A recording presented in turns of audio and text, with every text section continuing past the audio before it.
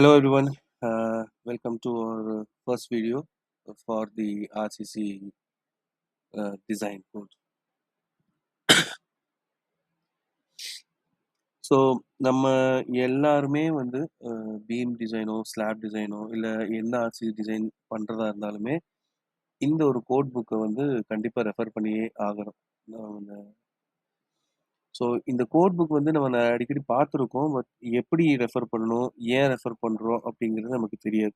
So அதுதான் நம்ம வந்து இன்னைக்கு ஒரு இன்ட்ரோடக்ஷனாக ஒரு ப்ரீஃபாக வந்து பார்க்க போகிறோம்.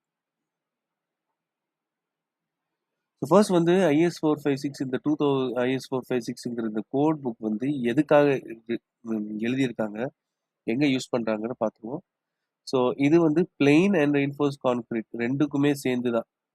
ஏன் எழுதியிருக்காங்கன்னு பார்த்தீங்கன்னா, ஃபார் எக்ஸாம்பிள் இப்போ ஒரு இன்ஜினியர்கிட்ட நீங்கள் ஒரு பீம் டிசைன் ஒரு ஸ்ட்ரக்சர் டிசைன் பண்ண கொடுத்தீங்கன்னா, ஒரு இன்ஜினியர் வந்து அதை வந்து M15 கான்கிரீட் வச்சு யூஸ் பண்ணுவார், இன்னொரு இன்ஜினியர் வந்து M25 கான்கிரீட் யூஸ் பண்ணுவார். ஸோ வேறு வேறு கவர்ஸ் யூஸ் பண்ணுவாங்க, பார்ஷியல் சேஃப்டி ஃபேக்டர்ஸ்லாம் வேறு வேறு யூஸ் பண்ணிடுவாங்க அவங்களுக்கு ஏற்ற மாதிரி. ஸோ இதெல்லாம் அவாய்ட் பண்ணுறதுக்காக ஒரு ஸ்டாண்டர்டை கொண்டு வரணுங்கிறதுக்காக IS 456 வந்து கொண்டு வந்திருக்காங்க. இதில் ரொம்ப முக்கியமான விஷயம் வந்து ஃபர்ஸ்ட் இது வந்து ஸ்கோப். ஸ்கோப் என்னது அப்படின்னு நம்ம வந்து செக் பண்ணுவோம். ஸோ எப்போ நீங்கள் ஒரு கோட் புக் எடுத்தாலுமே அதில் வந்து ஸ்கோப் வந்து நீங்கள் பார்க்கணும். ஏன்னா இந்த ஸ்கோப்பில் தான் இந்த கோட் புக் எதை பற்றி கொடுத்துருக்காங்க, அதோட ரேஞ்ச் என்ன, எதுலேருந்து எது வரைக்கும் நம்ம பார்க்கணுங்கிறத கொடுத்துருப்பாங்க. ஸோ IS 456 பொறுத்த வரைக்கும் இந்த plain concrete, reinforce concrete, general building construction இது மூணுக்குமே சேர்த்து தான் வந்து இதை எழுதியிருப்பாங்க. ஸோ இது கம்ப்ளீட்டாக பார்த்துட்டிங்கன்னா ஒரு தடவை இது வந்து இந்த கோடுக்குன்னு மட்டும் இல்லை, எந்த கோட் புக் எடுத்தாலுமே நீங்கள் ஸ்கோப் வந்து ஒரு தடவை பார்த்துக்கணும். அதில் வந்து அவங்க டிஸ்கிரிப்ஷன்ஸ் கொடுத்துருப்பாங்க, நிறைய வந்து ஃபார்முலாவில் யூஸ் பண்ணியிருக்கிற லெட்டர்ஸ் வந்து என்னது அப்படிங்கிற மாதிரி எல்லாமே கொடுத்துருப்பாங்க. ஸோ நெக்ஸ்ட் வந்து பார்த்தீங்கன்னா கான்கிரீட் கிரேட் ரொம்ப முக்கியமான ஒரு டாபிக் இது. ஸோ நிறைய நீங்கள் வந்து இந்த ஸ்டாட் ப்ரோ டேப்ஸ் எல்லாமே ஓப்பன் பண்ணீங்கன்னா கான்கிரீட் கிரேட்ஸ் வந்து செலக்ட் பண்ணுவோம். ஸோ அந்த கான்கிரீட் கிரேட் என்னதுங்கிறது எப்படி வந்து செலக்ட் பண்ணணும், அது என்னது அப்படிங்கிறது இந்த ஸ்லைட் இந்த பேஜ் நம்பரில் இந்த கிளாஸ் நம்பரில் வந்து கிளியராக கொடுத்துருப்பாங்க. ஓகே, ஸோ என்னது கான்கிரீட் கிரேட் என்னது, நம்ம M20 M25 அப்படிலாம் சொல்கிறோம். அப்படின்னா என்ன அப்படின்னு பார்த்தீங்கன்னா, எம்ங்கிறது மிக்ஸ் அப்படின்னு சொல்லுவாங்க, அண்ட் 25ங்கிறது இங்கே கொடுத்துருக்காங்க பாருங்க, ஸ்பெசிஃபைட் கேரக்டரிஸ்டிக் கம்ப்ரசிவ் ஸ்ட்ரென்த். அதாவது ஒரு 150 mm கியூபை 150 mm கியூப் கான்கிரீட்டை 28 days கழிச்சு டெஸ்ட் பண்ணுறாங்க, கம்ப்ரசிவ் ஸ்ட்ரென்த் டெஸ்ட் பண்ணுறாங்கன்னா அதோட வேல்யூ வந்து 25 Nm² வந்து வரும். இது வந்து ஒரு கியூப் எடுத்து பண்ண மாட்டாங்க, ரேஞ்ச் ஆஃப் நிறைய கியூப்ஸ் எடுத்து பண்ணுவாங்க. அதோட ஆவரேஜ் வேல்யூ தான் இந்த 25 Nm². அண்ட் வந்து ஏன் M20 கிரேட் வந்து அதிகமாக வந்து ஆர்சிசியில் யூஸ் பண்ணுறாங்கன்னா, M15 வரைக்கும் பிளெயின் சிமெண்ட் கான்கிரீட்டில் மட்டும்தான் யூஸ் பண்ணுறோம். M20லேருந்து தான் ஆர்சிசி கான்கிரீட்க்கு வந்து ஜென்ரலாக வந்து யூஸ் பண்ணுவாங்க. M25க்கு வந்துட்டு M20க்கு வந்து யூஸ் பண்ணுற காரணம் வந்து பார்த்தீங்கன்னா, அது கொரோஷன்லேருந்து ப்ரொடெக்ட் பண்ணும். அப்புறம் வந்து பாண்டோட டெவலப்மெண்ட் வந்து நமக்கு இன்க்ரீஸ் பண்ணி கொடுக்கும் நல்லாவே கம்பேர்ட் டு M15. அண்ட் பார்த்தீங்கன்னா ஒரு லோ டிரான்ஸ்ஃபர், ரொம்ப லாங் டேர்ம் டியூரபிலிட்டி, இது எல்லாத்துக்குமே சேர்த்து வந்து M20லேருந்து தான் ஸ்டார்ட் பண்ணுவோம் நம்ம. ஏன்னா நீங்கள் வந்து ஒரு ஸ்டீல் கூட கம்பைன் பண்ண போகிறீங்க, அதனால M20 தான் கரெக்டாக. இதில் வந்து 25 என்ன அப்படிங்கிறத நான் ஏற்கனவே சொல்லிட்டேன். M80 அப்படிங்கிறது இருக்கிறதுலே highest grade of highest strength grade கான்கிரீட்டை பொறுத்த வரைக்கும் IS 456ல. ஸோ ஹையஸ்ட் ஸ்ட்ரென்த் இருக்கே, இதை ஏன் நம்ம வந்து எல்லா பில்டிங்ஸ்க்கு யூஸ் பண்ணக்கூடாதுன்னா, இன்ஜினியரிங்கிறது மேக்ஸிமம் என்ன இருக்கோ அது கொடுக்கறது கிடையாது, கரெக்டாக என்ன தேவையோ அது கொடுக்கறது தான் இன்ஜினியரிங். ஸோ எனக்கு M20 யூஸ் ஆகிற ஒரு இடத்துல நான் ஏன் M80 கொடுக்கணும்? அதுவும் இல்லாமல் M80ங்கிறது ரொம்ப கரெக்டாக மிக்ஸ் ரேஷியோஸ் எல்லாம் பர்ஃபெக்டாக பண்ணணும். அது காஸ்ட்டும் அதிகமாக இருக்கும், அதோட மிக்ஸ் பண்ணுறதும் கொஞ்சம் கஷ்டம். ஸோ இதெல்லாம் சேர்த்து தான் M80 எல்லா இடத்துக்கும் கொடுக்க மாட்டாங்க, என்ன தேவையோ அது வந்து தான் கொடுப்பாங்க. ஸோ அது வந்து நம்ம இந்த கிரேட் ஆஃப் கான்கிரீட்லேருந்து தெரிஞ்சுக்கலாம். ஸோ அடுத்தது பார்த்தீங்கன்னா எக்ஸ்போஷர் கண்டிஷன் இது யூசுவலா வந்து யாருமே பெருசா பார்க்கறது கிடையாது. பட் இதுவும் ரொம்ப இம்பார்ட்டன்டான ஒரு விஷயம். நம்ம கான்கிரீட் கிரேடோ, ஆர்சிசி டிசைன் பண்றதுக்கு. ஸோ ஒரு பில்டிங் வந்து எடுத்தீங்கன்னா, இப்போ ஃபார் எக்ஸாம்பிள் ஒரு பில்டிங் வந்து பெங்களூர்ல இருக்கு. இன்னொரு பில்டிங் சென்னையில இருக்கு. ஸோ 2க்குமே நீங்க வந்து same reinforcement, same concrete grade, same loading எல்லாமே குடுக்க முடியுமா? அப்டின்னா கிடையாது. ஏன் அப்டின்னா, அதோட பெங்களூர்ல என்வைரன்மென்டல் கண்டிஷனே வேற. அதுவும் இல்லாம சென்னையில வேற. பெங்களூர்ல அ வந்து உங்களுக்கு கிளைமேட் ரொம்ப மைல்டா தான் இருக்கும். அதே சமயம் சென்னையில பார்த்தீங்கன்னா, ரொம்ப கிளைமேட் ஹெவியா இருக்கும். பிளஸ் வந்து நம்ம கோஸ்டல் ஏரியாங்கிறதுனால நெறைய அ அந்த சல்ஃபர் அட்டாக்ஸ் எல்லாம் இருக்கும். ஸோ அதுக்கெல்லாம் ஏத்த மாரி தான் நம்ம வந்து இங்க டிசைன் பண்ணி ஆகணும். ஸோ டைரக்ட்டா இந்த எக்ஸ்போஷர் கண்டிஷன்ஸ் வந்து உங்களுக்கு அஃபெக்ட் ஆகுமான்னா டிசைன்ல கிடையாது. பட் ஓரளவுக்கு இந்த கண்டிஷன்ஸ் பேஸ் பண்ணி நம்ம வந்து இது சேஞ்ச் பண்ணி ஆகணும். அது அந்த அந்த டீட்டெயில்ஸ் எல்லாமே வந்து இந்த டேபிள் 3ல வந்து குடுத்திருப்பாங்க ஐஎஸ் 456ல. நெறைய காமன் இன்டர்வியூ கொஸ்டின்ஸ் இத பேஸ் பண்ணி இருக்குது. ஃபார் எக்ஸாம்பிள் வந்து அ எ வாட் இஸ் எக்ஸ்போஷர் கண்டிஷன் அப்படின்னு கேட்பாங்க. நீங்க வந்து it is environmental condition surrounding the structure that affects durability அப்படின்னு நீங்க ஒரு மாரி சொல்லிக்கலாம். எக்ஸ்போஷர் கண்டிஷன் வந்து ஸ்ட்ரக்சரல் ஸ்ட்ரென்த் அஃபெக்ட் ஆகுமான்னு கேட்பாங்க. டைரக்ட்டா ஆகாது. பட் வந்து அது டியூரபிலிட்டி, கான்கிரீட் குவாலிட்டி, கவர் இது எல்லாத்தையுமே வந்து அஃபெக்ட் பண்ணும். ஸோ இந்த மாரியெல்லாம் கொஸ்டின்ஸ் வந்து ஜெனரலா வந்து இன்டர்வியூஸ்ல கேட்பாங்க. ஸோ அதுவும் நீங்க வந்து மைண்ட்ல வச்சுக்கலாம். அடுத்து வந்து பார்த்தீங்கன்னா, கவர். ஸோ கான்கிரீட் கவர்ங்கிறது ரொம்பவே ஒரு முக்கியமான விஷயம்.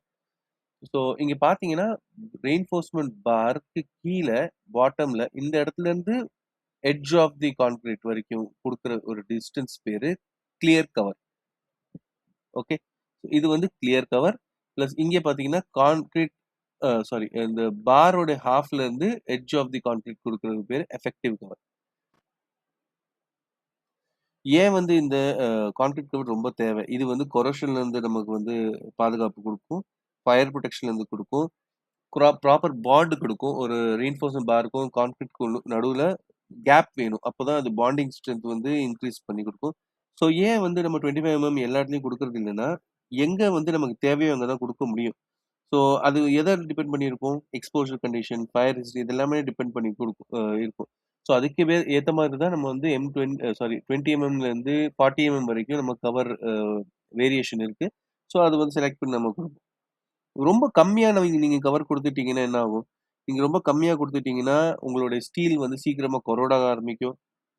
டிட்டோரேட் ஆயிரும். ஸோ அந்த மாரியெல்லாம் இருக்கும். அதிகமா குடுத்துட்டா வந்து அது தேவையில்லாத ஒரு காஸ்ட் இன்கிரீஸ் பண்ணி குடுக்குற மாரி இருக்கும். நமக்கு அங்க 20 25 தான் தேவைப்பட்டா படும். பட் நீங்க வந்து 70 குடுத்து வச்சிருப்பீங்க. Which is not necessary. So இதெல்லாம் வந்து நீங்க செக் பண்ணிட்டு தான் இங்க குடுக்குற மாரி இருக்கும். ஸோ அந்த டீட்டெயில்ஸ் எல்லாமே வந்து உங்களுக்கு நாமினல் கவர் இந்த கிளாஸ் 26.4ல வந்து குடுத்துருப்பாங்க. And partial safety factor. Loads வந்து ஏன் இன்கிரீஸ் பண்றோம்? நீங்க வந்து ஆக்சுவலா ஒரு லோட் இருக்கும். பட் நீங்க வந்து லோட் இன்கிரீஸ் பண்ணிருவீங்க. 1.5 1.2 மல்டிப்ளை பண்ணி, அந்த வர லோட வந்து மல்டிப்ளை பண்ணுவோம். இது எல்லாமே வந்து காமன் சென்ஸான விஷயம். நம்ம வந்து இன்கிரீஸ் பண்ணி குடுத்தா தான், ஃபியூச்சர் லோட்ஸ்க்கும் சேர்த்து நம்ம டிசைன் பண்றதா அர்த்தம். நீங்க இன்கிரீஸ் பண்ணல, கிவன் லோடுக்கு தான் பண்றேன்னா, நாளைக்கு நீங்க ஒரு சின்ன ஸ்ட்ரக்சர் பில்ட் பண்றீங்க. அது வந்து அத வந்து அ வேற கமர்ஷியல் பர்ப்பஸ்க்காக மாத்துறாங்க. ஃபார் எக்ஸாம்பிள் ஒரு ரெசிடென்ஷியல் பில்டிங் லைப்ரரியா மாத்துறாங்க.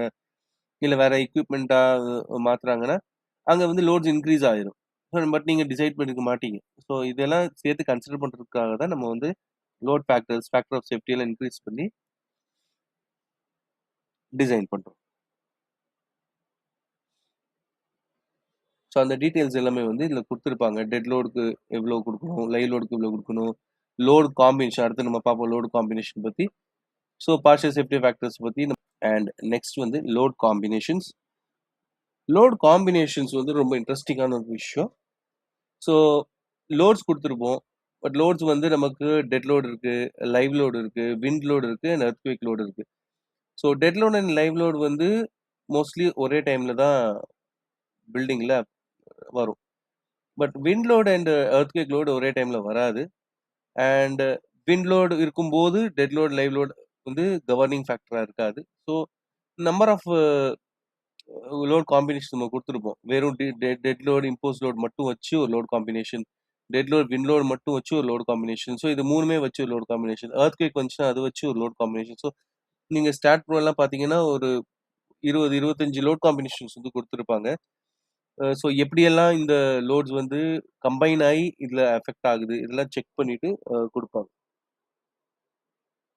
ஸோ அதனால தான் இந்த லோட் காம்பினேஷன் வந்து ரொம்ப முக்கியம். So why can't we design using only dead and live load? ஏன் இத வந்து நம்ம டிசைன் பண்ண முடியாதுன்னா, விண்ட் லோடும் இருக்கு, எர்த்குவேக் லோடு இருக்கு, அதர் ஃபேக்டர்ஸ் இருக்கு. ஸோ அது அப்ளை பண்ணும்போது அதுதான் கவர்னிங்கா இருக்கும். ஸோ இத மட்டும் வச்சுமே நம்ம பண்ணிற முடியாது. Next limiting neutral axis. So neutral axis அப்படிங்கிறது என்ன? ஃபார் எக்ஸாம்பிள் ஒரு பீம் எடுத்துக்கிறோம். அந்த பீம்ல வந்து சென்டர்ல இருக்கும் நியூட்ரல் ஆக்சிஸ். அது வந்து இமேஜினரி லைன்.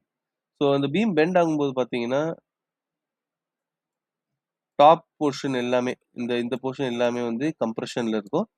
பாட்டம்ல இருக்கிறது எல்லாமே வந்து டென்ஷன்ல இருக்கும். ஸோ அத பிரிக்கிற ஒரு லைன் தான் வந்து அ நியூட்ரல் ஆக்சிஸ். ஸோ நம்ம என்ன நினைப்போம், நியூட்ரல் ஆக்சிஸ் எப்பவுமே சென்டர்ல இருக்கும்னு நினைப்போம். பட் எப்பவுமே அது சென்டர்ல இருக்கிறது கிடையாது. பாட்டம்ல நம்ம வந்து ரீஇன்ஃபோர்ஸ்மென்ட் குடுத்தோம்னா, அந்த நியூட்ரல் ஆக்சிஸ் வந்து அப்வர்ட் ஷிஃப்ட் ஆகும். ஓகேவா? ஸோ பேஸ் பண்ணி அது வந்து டிபெண்ட்ஸ் ஆன் இட்ஸ் அ ரீஇன்ஃபோர்ஸ்மென்ட்ஸ் வந்து அது மேலேயும் கீழயும் வந்து ஷிஃப்ட் ஆகும். ஸோ லிமிட்டிங் நியூட்ரல் ஆக்சிஸ் அப்படிங்கிறது என்னன்னா, இந்த மேலேயும் கீழயும் அத நம்ம ஷிஃப்ட் பண்றோம் இல்லையா? இந்த நியூட்ரல் ஆக்சிஸ. அதுக்கு ஒரு லிமிட் இருக்கு. நீங்க அதிகமா ஷிஃப்ட் பண்ணிற முடியாது. ஃபெயில் ஆயிரும் building. Sorry beam or slab whatever. அது வந்து ஃபெயில் ஆயிரும். ஸோ அதுக்கு ஒரு லிமிட்டிங் வேல்யூ இருக்கு. அதுதான் இந்த லிமிட்டிங் நியூட்ரல் ஆக்சிஸ் வந்து நம்ம சொல்றோம். நெறைய இன்ஜினியர்ஸ் நெறைய நம்ம ஸ்டூடண்ட்ஸ் என்ன நெனைப்பாங்கன்னா, அதிகமா ஸ்டீல் குடுத்தா அது ரொம்ப ஸ்ட்ராங்கா இருக்குன்னு கிடையாது. நீங்க நெறைய ஸ்டீல் குடுத்துட்டீங்கன்னா, உங்களுடைய நியூட்ரல் ஆக்சிஸ் வந்து ரொம்பவே ஷிஃப்ட் ஆயிரும். ரொம்ப ஷிஃப்ட் ஆயிருச்சுன்னா அன்பேலன்ஸ்ட் ஆயிரும் அகைன் அது. ஸோ அது வந்து நம்ம வந்து லிமிட் பண்ணணும். அண்ட் ஒவ்வொரு ஸ்டீல் கிரேடுக்குமே வந்து இந்த நியூட்ரல் ஆக்சிஸ் அ சேஞ்ச் ஆகும். ஏன்னா அதோடைய மெட்டீரியல் ஸ்ட்ரென்த் பேஸ் பண்ணி வந்து அது அ மேலேயும் கீழயும் ஷிஃப்ட் ஆகும். ஸோ அதெல்லாம் வந்து டீட்டெயில்ஸ் வந்து இதுல குடுத்துருப்பாங்க. அது வந்து based on it's a strain capacity. So அது வந்து இன்னும் இன் டெப்த்தா நம்ம போகும்போது நம்ம அதெல்லாம் பார்த்துக்கலாம். ஸோ நெக்ஸ்ட் இம்பார்ட்டன்ட் டாபிக் வந்துட்டு span to effective depth ratio. இப்போ இதுவரைக்கும் நம்ம வந்து அதோடைய மொமெண்ட் ரெசிஸ்டன்ஸ் அதெல்லாம் வந்து பார்த்தோம். இது வந்து டியூரபிள் சர்வீசபிலிட்டி லிமிட் ஸ்டேட்ல வரும் இது. எவ்வளோ உங்களுடைய ஸ்ட்ரக்சர் வந்து உங்களுடைய மெம்பர் வந்து எவ்வளோ தூரத்துக்கு பெண்ட் ஆகலாம்? அதோடைய பிசிக்கல் பெண்டிங் வந்து எவ்வளோ இருக்கும்? அப்படிங்கிறது செக் பண்றதுக்காக தான் இந்த span to effective depth ratio வந்து நம்ம கால்குலேட் பண்றோம். டிஃப்ளெக்ஷன் லிமிட் இது எல்லாமே வந்து நம்ம கால்குலேட் பண்றோம். ஒவ்வொரு டைப் ஆஃப் சப்போர்ட்ஸ்க்குமே வந்து ஒவ்வொரு லிமிட்ஸும் வச்சிருக்கோம். ஸோ பார்த்தீங்கன்னா, span to effective depth ratio வந்து அப் டூ 10 மீட்டர். 10 மீட்டர் இதுக்கு வந்து கேன்டிலீவர் டைப் ஆஃப் செக்ஷனுக்கு வந்து நம்ம 7 வச்சிருக்கோம். சிம்ப்ளி சப்போர்ட்டட் 20 வச்சிருக்கோம். கன்டினியூஸ்க்கு 26 வச்சிருக்கோம். ஸோ இத பேஸ் பண்ணி வந்து நம்ம வந்து டிசைன்ல வந்து இன்க்ளூட் பண்ணுவோம். ஏன்னா இது எப்படி டிசைன் இன்க்ளூட் பண்ணுவோம்னா, உங்களுக்கு லிமிட் தெரியும். ஸோ வந்து ஸ்பான் டு எஃபெக்டிவ் டெப்த் வந்து 7 தெரியும். கரெக்ட்டா? ஸோ உங்க உங்க கையில வந்து ஸ்பான் இருக்கும். ஸ்பான் ஒரு 2000 இந்த மாரி ஸ்பான் இருக்கும். ஸோ நீங்க என்ன பண்ணுவீங்கன்னா, இத வச்சு எஃபெக்டிவ் டெப்த் கால்குலேட் பண்ணுவீங்க. ரைட்? ஸோ என்ன ஆயிரும் ஸ்பான் இன்டூ இந்த 7 ஆயிரும்னு வச்சுக்கோங்க. ஸோ உங்களுக்கு ஒரு எஃபெக்டிவ் டெப்த் கிடைச்சிரும். அண்ட் வந்து effect depth for example 236 something வருது அப்படின்னா, அது கூட ஒரு கவர் 25 ஆட் பண்ணுவீங்க. உங்களுக்கு ஒரு 260 சம்திங் வரும். ஸோ அதுதான் உங்களுடைய செக்ஷனோட டெப்த். ஸோ மொத்தமா அந்த பீம் டிசைன் பண்ணீங்கன்னா, அதோட டெப்த் வந்து நீங்க 260 265 275 சம்திங் லைக் தட் நீங்க குடுத்துக்கலாம். ஸோ இப்படிதான் வந்து ஸ்டார்ட் பண்ணுவோம். இந்த span effect depth ratio base பண்ணி தான் நீங்க வந்து ஸ்டார்ட்டே பண்ணுவீங்க. ஒரு பீம் டிசைனோ, ஸ்லாப் டிசைனோ பண்றது.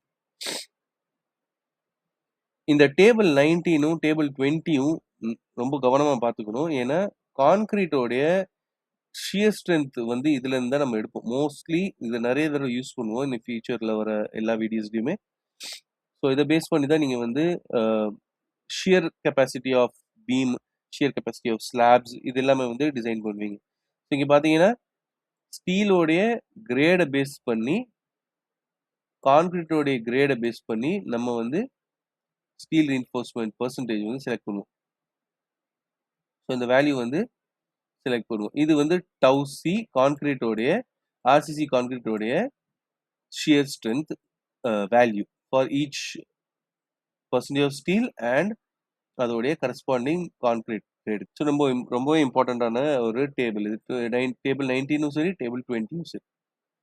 ஸோ இது எதுக்கு யூஸ் பண்ணுவோம்னா, இப்போ நீங்கள் வந்து ஒரு பீம் எடுக்கிறீங்க, பீமில் வந்து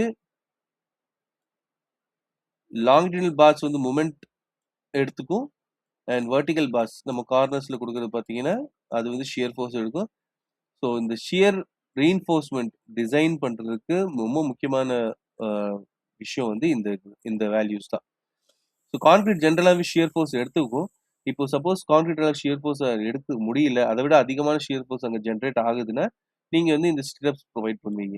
இந்த வெர்டிகல் பார்ஸ் தெரியல ஸ்டிரப்ஸ் இது ப்ரொவைட் பண்ணுவீங்க. ஸோ இதை ப்ரொவைட் பண்ணால் உங்களுக்கு அந்த ஷியர் ஃபோர்ஸ் வந்து அரெஸ்ட் ஆகும்.